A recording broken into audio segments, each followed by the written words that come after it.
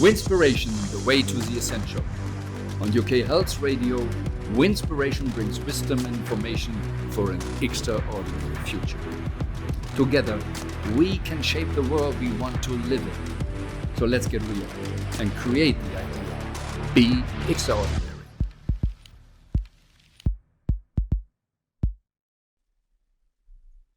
Welcome to another episode of Winspiration Radio, and today we will discuss something. Last week you could listen to Mark Peters, the incredible guy, world best, simply the best, like he said, and it's really true, one of the best photographers at his time. And for 25 years, he was a superstar in the industry. And when you listen to the story, you know, he had interesting stories. Super highs, super lows. Really, he showed the bandwidth of life. And it's easy then to be captured by the stories, overwhelmed by the stories. And I got him to know via, as I said also, via the book and Leslie Downey. And before the session, we met in South Africa in a kind of pub. And with me was my friend Steve Harvey. You had him here also in one session also. And we were maybe 2 hours or whatever, really in deep conversation with Mark and just listening to his stories. And afterwards we said, wow, so many interesting stories and full of lessons what we all could learn out of it. But easily we don't take the lessons because we are just listening to the stories.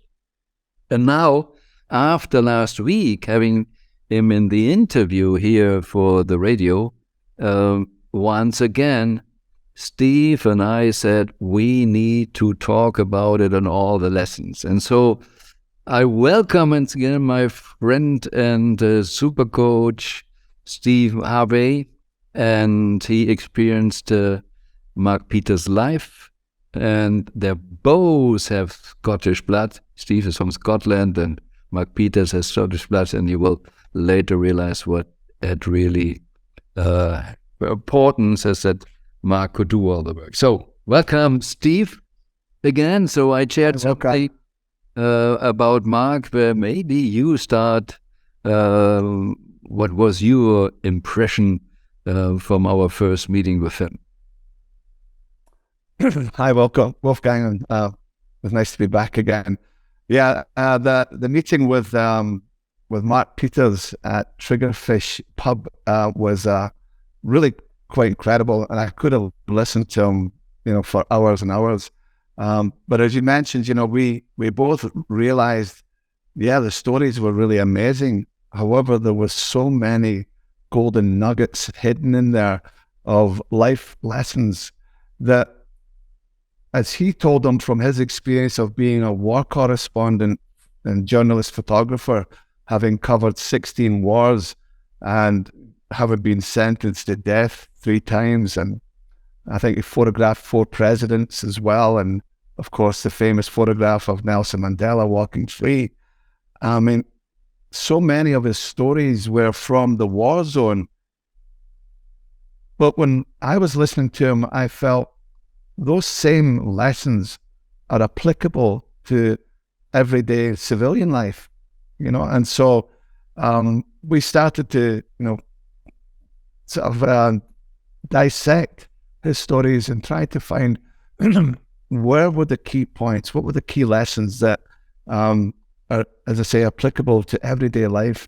They say that adversity introduces a man to himself. I think it was Einstein said that. And obviously Mark Peters went through an incredible journey over the years. And I think as a result of that adversity and facing adversity, head on, he really was introduced to himself, and listening to his stories of, how did he deal with a war zone and split-second decision-making, and going from a war zone, transitioning back into everyday life, from chaos to order, from lawlessness to law, to a war zone to safety. The transitions that it may not seem as if it's in our life as much, but it's still there. We still have to make these transitions and experience the duality that we live in. Yes. But how do we transcend that duality into the oneness? And that was a lot of what I was You just get the awareness of the polarity. Yeah. A lot of people don't see it. One polarity life or whatever. He shared that he, with 9 years, slept on a cemetery, and being asked why he's doing it, said, I wanted to overcome fear. And that for sure we hear through all the stories that seem somehow kind of purpose of life.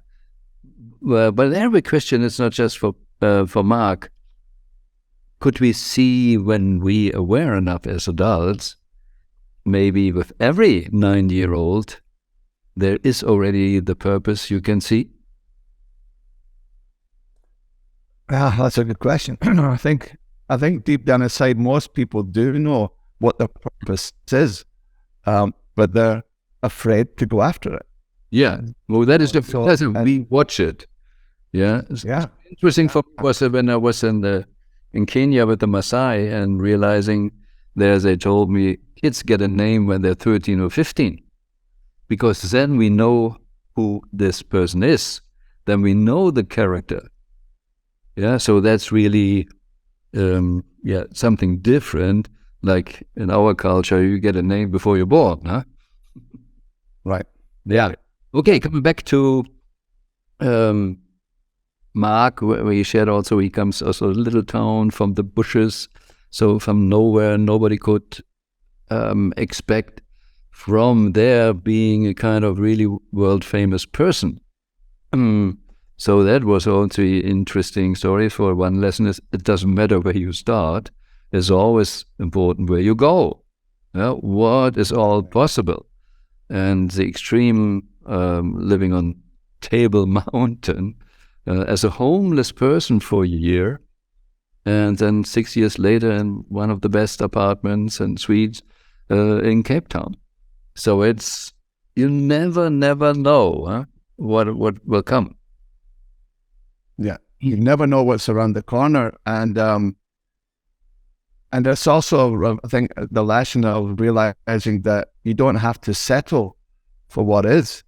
Yeah, you can change it if you want. You're not. The old saying is, you're not a tree. And so, how many people end up settling? Mm-hmm. I think that's a epidemic in the world right now. As so many people don't dare to go after their dreams in life, and so they end up settling for mediocrity. And I think that's a terrible crime in itself. Yes, for sure. Because when you said going after the dream, I even believe more is not just going after the dream, is living your true self. Because if the real dream coming from inside, it's an intrinsic motivation, and then it's ignoring your true self. And I think that's the driver for everything, is when you're really in touch with your true self. Yeah. Then I think then a lot of things it's almost like they start to happen by default. Yeah. That you're not actually putting a lot of effort into making it happen. It just starts to unfold in front of you when you're living in your true self, Yeah. So I think that's a very important lesson for people to, how do they get into that place of living from their true self? Yeah. That's when he lived on the Table Mountain. Sorry, you wanted to add something? I was just going to say, versus trying to live according to other people's expectations of how you should live your life. Yeah. Because in the end, I believe it's very simple to stay to true self if you ignore the others. Yeah. Then it makes it easy. But also when he said in living on the Table Mountain, it's not only just waiting for something better. He lived in the presence and could also collect the good out of this situation. Yeah, because there's no situation without good. So he lived the presence and everything there. And it sounds a little bit maybe funny, but great sunsets and everything, super views. Oh gosh, some people need to pay millions to have this view, huh? Right. So it's really interesting how he all handled the day-to-day of extreme living in the presence. Huh? Yeah. And it's funny you say that, because I remember when I first did some work down in the Caribbean, and I was asking some of the local staff of this hotel, they never think of leaving. You know, it was a tiny island they were on, and I was, caught up in my my story of what I thought they should be doing. And I was asking them, you ever want to leave? Don't you ever want to go and visit this country or that country? And I remember one girl saying to me, why? She said, you realize that all the guests in this hotel are spending thousands of dollars every night to come here. Why would I want to leave? Yes. And that's when I started to see that, there is a benefit and a drawback to everything. No matter where you are in life, whether you're in a piece of paradise, like a beautiful Caribbean island, or whether you're in, a housing scheme in Glasgow, Scotland, there's still a benefit and a drawback to every place you're at. And I think when you can really learn to love what is in the moment, then you can move forward in completeness and in wholeness.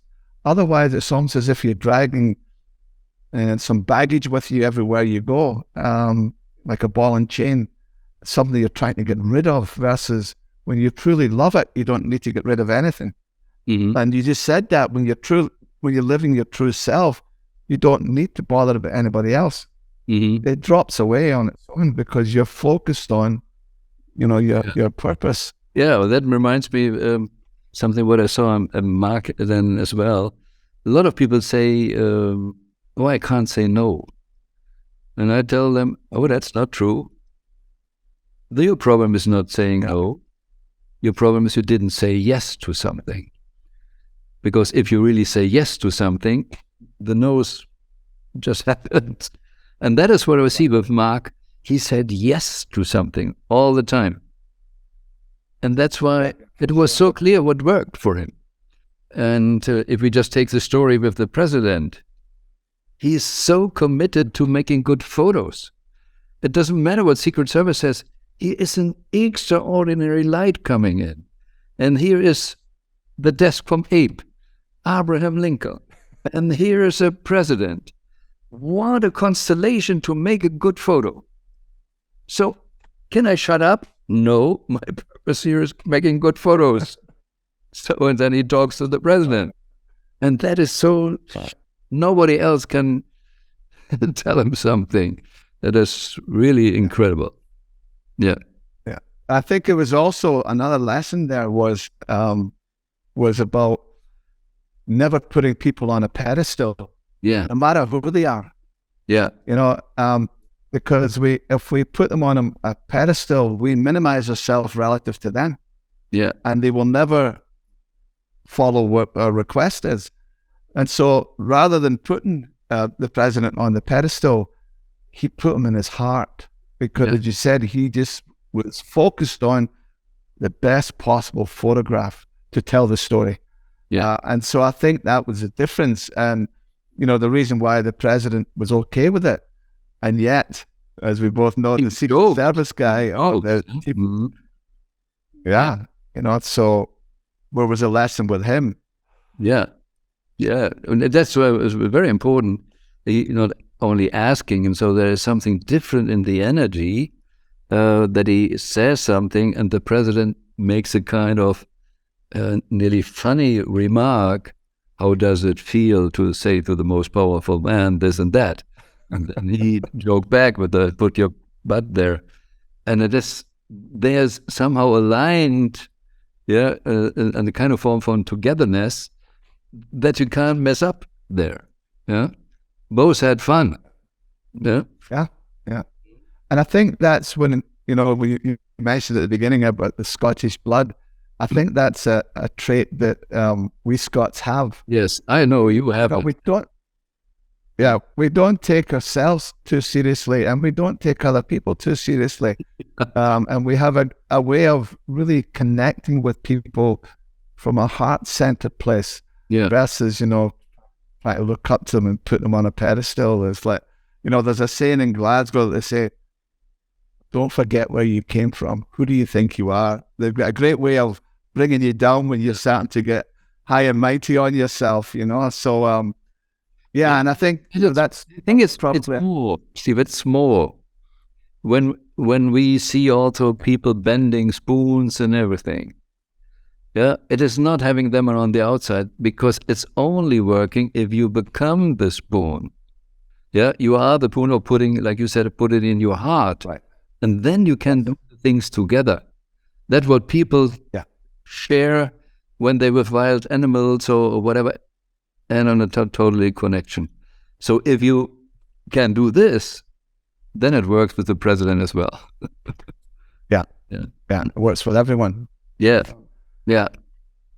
But so often we put people on the pedestal, but then eventually we end up putting them in the pit. And the real, they say that the way I try and live my life is to don't put them in a pedestal, don't put them in a pit. No one's better than you, no one's worse than you. But put them in your heart, and where you really get to meet them, but you also get to meet yourself at another level. Yes. Yeah. When I said, I'm share this also in forward times and in whatever, it's kind of sales training. If you put the other person on a pedestal, don't wonder if they don't want to make contract with you, sale with you, because why you should do a sale with someone who comes in and says, I'm worth nothing. So it doesn't work. But on the same level, hey, there you can have good cooperation. And this level of cooperation also, when we just take the Washington story, and he was there with Mandela, and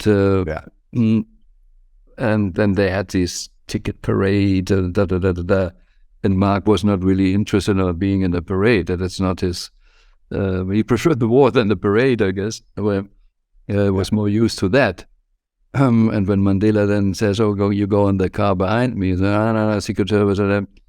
But Mandela said, "This guy goes behind me," and then he was waving, and suddenly the parade, everybody was waving. And he shared then in the hotel room, he switched on the TV and saw himself then waving, and then always like news repeating, and so he was a couple of times, I guess, waving. And then comes a phone call, and there's Mark Peters, and Mandela was on the phone. And do you watch TV? It looks like you enjoyed it, huh? So, also super leadership. It's not only just Mark with the president. So here's another president and says, Mark, you so important for me that I call you just because of that. And I think that is a big lesson for us also in this all, why Mandela was so successful, uniting somehow the rainbow nation, or could avoid so much war. And so it's really impressive. Because I think people could relate to him, on a human level. Yes. Whereas so many leaders are, I'm up here and they're down there. But I think that what makes great leaders is that ability to connect with people at a heart-centered connection. And I think, obviously Nelson Mandela was a master at that. Mandela and Mark in this way have something, I think, in common. They're going for principles and not for rules. Right. Yeah, even if we have in the interview, when we filmed it also, one news we cover was ready to rule with Mandela. So ready, okay, to become president, But always, if you stick to the principles, then, yeah, okay, we can still have enemies who don't like it, but then nobody can really be pissed off with you, because it's just truth. Yeah? It's just the truth. That's it. Yeah. But so many people are caught up on doing what they think is right or wrong. Yeah. Versus coming from truth. And it doesn't matter what school of thought you come from or what holy books you've read. Everything says the same thing. It's the truth that sets you free. Yes. You know? And so when you live from a place of truth and from principles, then I think, again, everything just starts falling away. Yeah. And this is the story with the president and the Secret Service. Also, the president moved. The president talked with Mark. They joked together. But Secret Service said before, don't talk to the president. So Secret Service was now in stress. We keep up with the rules. And the president even said, yeah, this I'm the most powerful man in the world. But Secret Service said, nah, not you. We need to fight for them. And he wanted to become the most powerful man. Yes, and just so they try to get the company to fire Mark, because he just talked to him, and I don't know what the real rules. They didn't want to show that the president can make a joke or move or whatever. Crazy. Yeah, so the powerful man is doing something, and the Secret Service is punish him. Crazy weakness, just for going for the rule and not saying, wow, this. Okay. Somehow they won, because Mark needed to leave then the US for that, but they lost because he was not fired. Because also the owner and let's say the CEO of Newsweek and the owner, the lady which owned also the Washington Post at the time, says, nope, we stick with the principles and we don't fire him. Yeah, he is okay. And sent in some else. So it's a really, really interesting, but all in just a simple story, all this. Yeah, so what else was for you in a story which is still in your system? Well, again, I kept thinking about excuse me, about life in the war zone. And so then I was thinking about, where do we live in a war zone ourselves, you know? And I thought, anytime we're arguing with reality, we're living in a war zone. You know, anytime we think life should be different than what it is, that's a war zone. That's insanity. And so everything that Mark was dealing with, you know, some of the things he was talking about and the lessons that I was trying to pull out of that, well, facing the fear and doing it anyway, of split-second decision-making. You know, he spoke about, at one point, he was running down the street when the machine guns were firing, the bullets were whizzing past his head, and he made a decision in the split second to go right instead of left. And if he had gone left, he wouldn't be alive. And so how many times do we make decisions in our life that completely change the trajectory of our life? Right? And if we had made another decision, what would have happened? You know, and so I think there was a lot of lessons from his stories that we could... And always make a decision, not hesitating. Yes. Yeah. And I think, again, that's the fear that a lot of people have as well. They're afraid to make any decision, so they don't make a decision at all, and they stay stuck. You know, and what is it that Think and Grow Rich just spoke about, you know, that successful people have the ability to make decisions fast and very seldom change their mind. Whereas unsuccessful people tend to take forever to make a decision and change their mind often, you know. But you don't have that privilege to do that in the middle of a war zone when bullets are flying past your head. Should I go left? Should I go right? So it's a heightened sense of awareness that you must develop in the war zone. Yeah, I think it's something what before, with his LSD technique, now the light situation distance, he had a clear purpose why he's going there. See, he knew what he wanted there. And therefore, he could make the decision. And this light situation distance, he could go there and ignore left and right.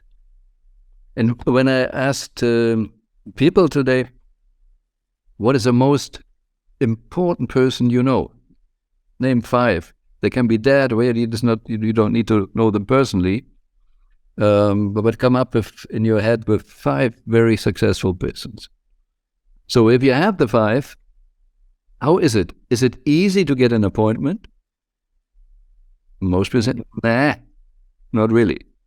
And if you get an appointment, how many hours you have to socialize and then maybe one day come to a point? No. You need to be there. What today is Gary Vaynerchuk, Steve Jobs, all those people, Elon Musk, they have mainly the 3-minute rule. If you're not in 3 minutes capable. So, like we talked about saying yes or no. They know what they want. Because they know exactly what they want, they can make fast decisions. Yeah. If you don't know what you want, how can I decide? Huh? And that's why they also so successful. They're not wasting time. Oh, this is interesting. Or this is, I can look at this Facebook, blah, blah, blah. No. And for Mark, in those stressy situations, that was the only way to really survive and get what he wanted, always the exclusives. Yeah. And I think that's when a lot of people are focused on what they don't want. Yes. That's what they do want. Yeah. You think? Yeah. And they come up with all sorts of excuses of why they can't go after, their goals, their dreams. But they're focusing on what they don't want. And if Mark Peters was to focus on all the bullets all the time, he would never go after getting the photograph. Yeah. Because, thinking, this guy should help them, or forget it. Right? So he needed to be focused on what he really, really, really wanted. And that is the privilege. And then comes something as hard to prove, but I heard a lot of stories, also war situations. Dr. West once told us, I guess you were in the room as well, that he knew someone that was Iraq or whatever war, and this person was there to bring people out of the war through extreme dangerous situations. And normally it's not possible. But if we understand more about quantum physics or whatever, time bending and what is all possible, they were so focused that they somehow could go through and nothing happened. And this is something also with the power of focus Mark has, that he could stay there and nearly nothing happened. It was dangerous situations, extremely dangerous situations. But in the end, the main damage, from my perspective, he has, is more an emotional one. Yeah, after all, seeing this.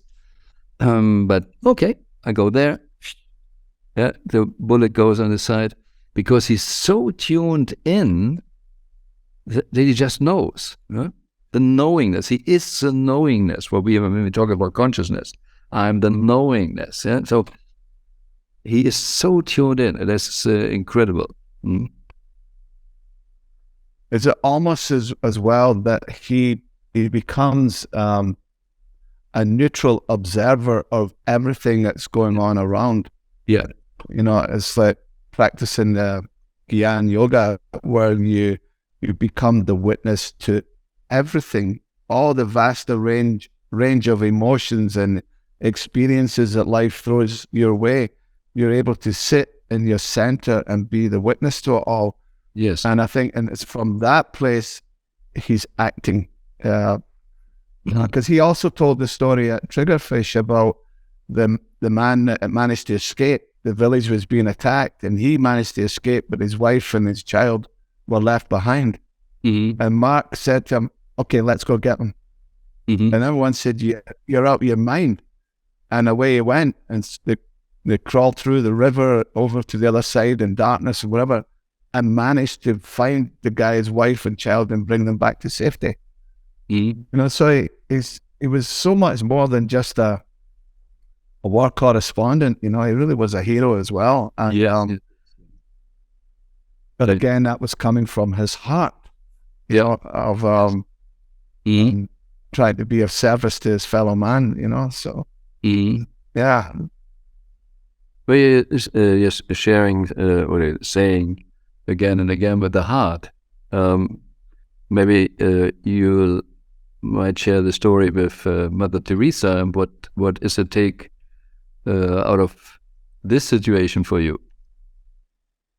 Yeah, I mean, I remember him telling the story at Triggerfish, but then when I heard it again yesterday when he did the interview with him, and my wife and I sat and listened to it,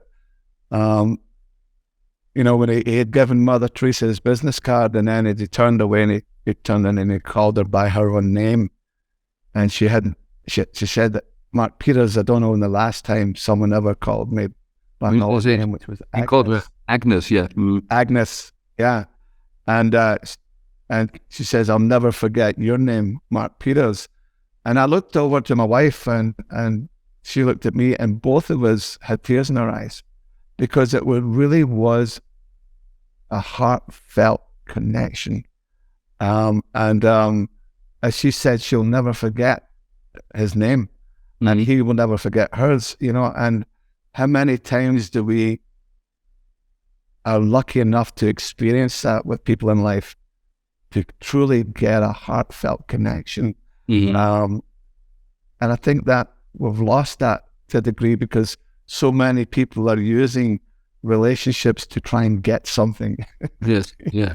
It's also why you and Pat was close to tears, because you could feel the frequency. Exactly, and that's what it was. It was a frequency that he was operating at. And then again, he told the story about saving a young girl's life in the morning and burying another young girl's body in the ground in the afternoon, all on the same day. That was just incredible. So I'd love to hear your thoughts on that story. Yeah, it was really interesting. And when in the morning stuff, it was finding then a young girl, and then realizing under the dress there was a just young born baby, and it was even still connected with the mom. So taking her and running around in a kind of war situation, knowing somewhere there should be the Red Cross, and running there, and then handing her the mother, the young mother was nearly a kid, maybe raped or whatever before it was a kid, and then the Red Cross could save her. So that's why he said, "I saved a baby's life."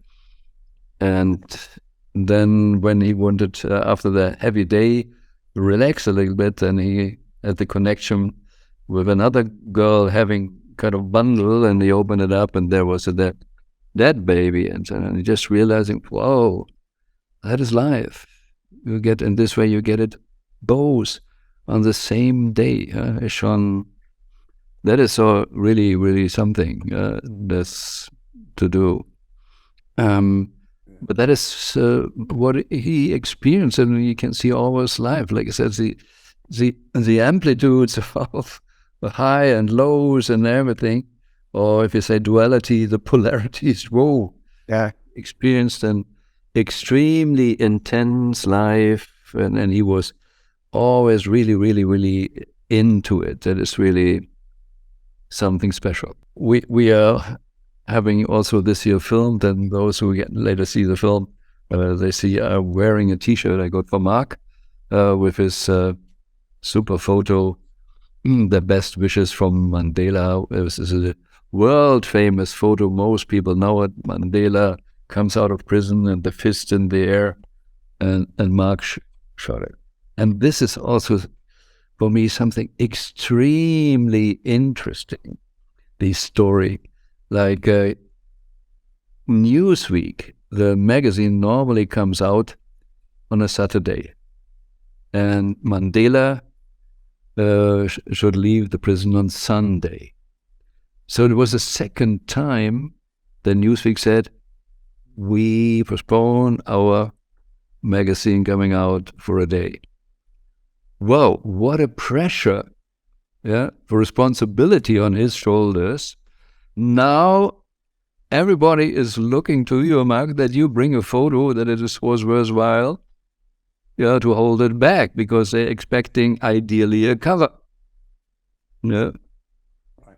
And then the story goes, like you shared it also in the interview, the night before he met a friend, there was some drinking, and was supposed to leave the prison 10 o'clock. And Mark wakes up because the hotel didn't wake him up. The wake-up call didn't function or whatever. Or he didn't hear it, I don't know. 11 o'clock. An hour after Mandela should have left the prison already. Shock. Yeah, and then checking phone, and then says, no, he is not out yet. Oof. First relief. But then rushing, showering fast, and rushing to the place where he should come out. And then, because everybody can understand, even if we were not there, thousands or whatever, or maybe too little, but hundreds of international photographers were there to get the right photo. And he, because he was late, he sees before him an Italian group, wanted to go somewhere through this, and there's and there's a special place where all the photographs were, that they can see from there and make photos from there. So I don't know how many from all over the globe, everybody, different nations, all the journalists and photographers needed to be there. So he went then to the police and says, I am from this country, can I go through? And they said, no, not you. But then, and when you know what you felt in Triggerfish when he started to share his story, I first said, do I understand English? Why he's talking, what you want for these, and then he talking this, and finally about his car, which was burned, it was 3 days old, but I couldn't get it really, but it worked. I think it was a neuro-linguistic programming technique of pattern interrupt. Yes. Then the guys was away, but whatever happened there on connection again, I says, here's the car, let's go there and watch history. Wow. So that he could manage with us a story to go there. And then when Mandela came out, then he left the car, there was a police car, and he's standing there with normally only police person, and they're far away were whatever the hundreds other photographers, and he totally alone, standing really in front of Mandela, and this famous photo is done when he came out. Incredible. And Mandela was from South Africa, and Mark Peters, not really born, as living in kind of from this country, South African. And I think it's so incredible that he got the photo. Not the international crowd, someone from this country. So that is, what do you call it, synchronicity, whatever you call it. Wow. Yeah, that this, who is organizing this, that this all can happen. This is incredible. But again, that was his focus on his why. Yeah. Why was he there? So even though he was told, that it was late, there was 300 photographers way behind the barrier, he couldn't go in. Yes. He didn't hear any of that. Yeah. He just was focused on, somehow I know I'm going to get that photograph. And so tuned in that suddenly it's not a planned crazy story. It flows through him, this crazy story that the other guy says, okay, come, let's watch history together. But the story is, when now he has the photo, the film, and then going to Cape Town to the press agency, Associated Press, and then get them to send the photo. Why should they send the photo? Then Newsweek comes out. Yeah, why that? Well, what is the reason for that? And then he said, you can have the photo for free. Yeah, and send it to everybody. You can sell it around the globe under one condition. Now, send it to New York. We want to be the first one. Then you can sell it. And on 99% of all magazines in the world, this photo. And it's really incredible. And here waterfront, there's a shop, Mandela shop, kind of, there you can buy those kind of T-shirts. Luckily, Mark gave it to me and I didn't need to buy it. But gosh, what another story. Yeah, phenomenal. Again, it's just, well, when you've got a big enough why, the how will take care of itself, and he's just so tuned into that frequency, I think, but also we're discussing of, in this day and age, you've got digital cameras and taking photographs and stuff, and you get to see the photograph before you put it on a magazine cover. But back then, how did he know whether he had a good shot or not? How did he know if it was focus or not? It was amazing, the answer. Yeah. This is hard to imagine. I guess one story was when in Congo or whatever, he was in there, and then to get, like Saturday is Newsweek coming out, and to get the film out of the bush. He said, I need to find the plane from a doctor or whatever.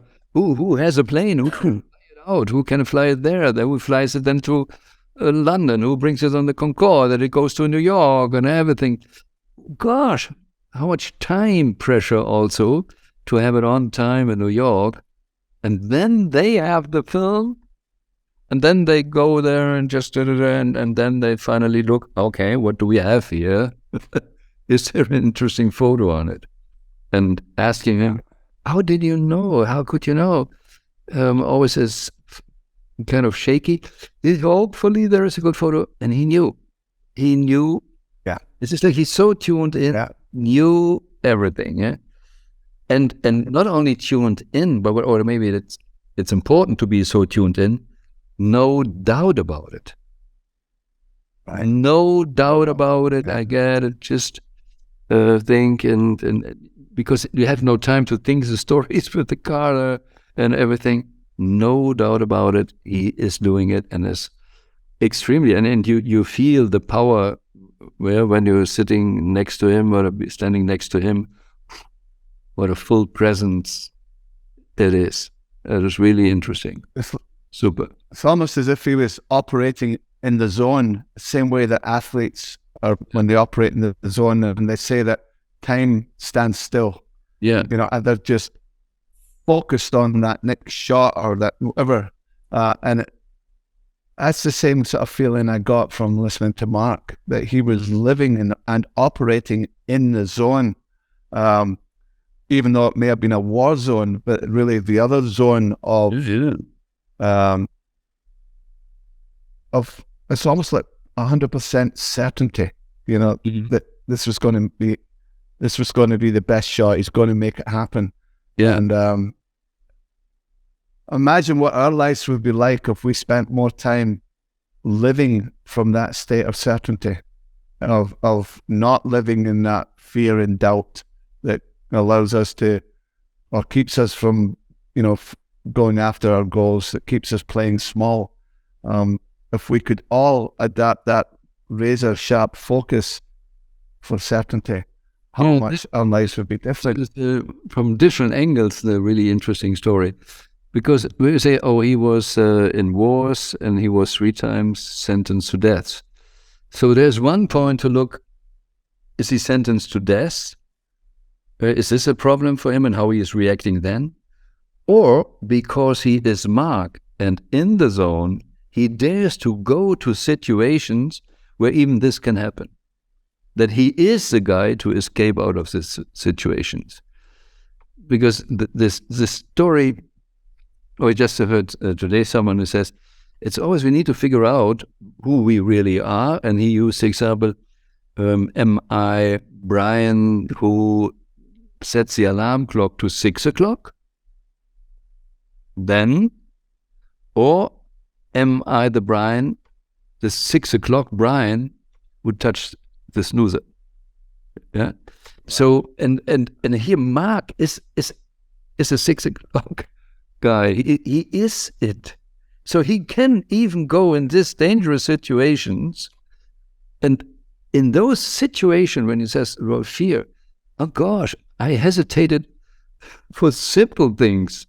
Oh, should I go there? Should I this? Should I eat that today? In the restaurant, should I order this or that? Oh gosh, so many invitations to hesitate. Yeah? And he's never doing it. He just says, one bad, I did, and that was also when we did the photo then, and just said, what you do. It was always totally clear. And that's why he could also escape with the Jimi Hendrix story where they put the what is this, rubber wheel or just on over his arms with petrol and set him in fire. Yeah, the necklace. The necklace thing. Sentenced to death by necklace. Yeah. And when he then said, okay, no, I have no other chance, I take my knife to go out and made it happen. But I saw that there again, surrounded by a lot of people, he finds a way out. This is incredible. And then the super crazy, he jumps in the car, and that is the son of Bishop Tutu. I said, so it's and if you would make a film out of it, nobody believes you, yeah? Exactly. Yes. But I think, when you interview enough of people who have become very successful in life, they have a similar story. Yeah. That people wouldn't believe the story of what they went through to make it happen. Yeah. And yet they somehow find a way. Yeah. I mean, you look at so many of the top sort of motivational speakers that are out there, they all had stories of, impoverished childhoods and broken homes, and were told they would never go far in life. They had learning disabilities or whatever. And yet somehow they were able to shut out all of that noise and focus. Yeah, but they wanted to go. They were out of the norm already, so somehow this is an advantage. Yeah, in this cases, who made it, because if they don't decide to suffer and be the victim, then they have a big advantage. Because if you're in the norm and so programmed that it's so much harder to escape, then that is a difficulty to do this. When you just said this, try to translate this with what Mark is doing also. He knows what really to focus on. What is the purpose here in the situation? What it's all about? And tuning in, not being in a zone only, though tuning in and gets the information. And just recently this week, I had a talk with someone. Most people, and there was a group, and they agreed, most entrepreneurs says, I did this in this difficult situation, I made a decision by intuition. And did you ever hear an entrepreneur saying that I did this decision by intuition? And everybody said yes. So what is the conclusion? Did you immediately decide, I need to learn intuition, I want to learn more about that? No. We listen to that, and the most successful people tell you that, no, we don't care. And like I said, speaker, there's a survey says 2 weeks after, what would you remember about the speaker? Oh yeah, it was 7% that say his words. 93% is maybe energy, body language, So next time you prepare for a speech, what is normal people doing? 100% on the 7%. How crazy is that? So, and that is, for me, one of the biggest lessons here from Mark. Focus on what you really want, no hesitating, is this. And even in those extreme situations, you can get things done. And having extreme special moments also when he was with Mandela and Bush in the White House. The tree in the garden, behind the fence, hundreds of photographs with lights, and he was, who is the guy next to the presidents? Mark Peters, an incredible guy. Thank you, Steve. Thank you, listeners. Thank you, Wolfgang. For this wonderful time again on the Take Lessons, pick one. And, the best is yet to come. Be Winspired. This was another episode of Winspiration, Wisdom and Information to support you getting out of illusions, false identifications, limiting beliefs. We all have the power and potential to be more, do more, have more, give more. Reality is what is possible in the universe, and the best is yet to come. If you want to dive deeper into possibilities of creating the extraordinary future, go to winspiration.global or to wolfgangsonnenburg.com. More information and some free downloads like the email program Dream Goals Reality or a copy of the book The Best Is Yet to Come can be found on the UK Health Radio website under the Listen on Demand and Presenters section. Join us again next week on the Winspiration Show for more wisdom and information to create your extraordinary future.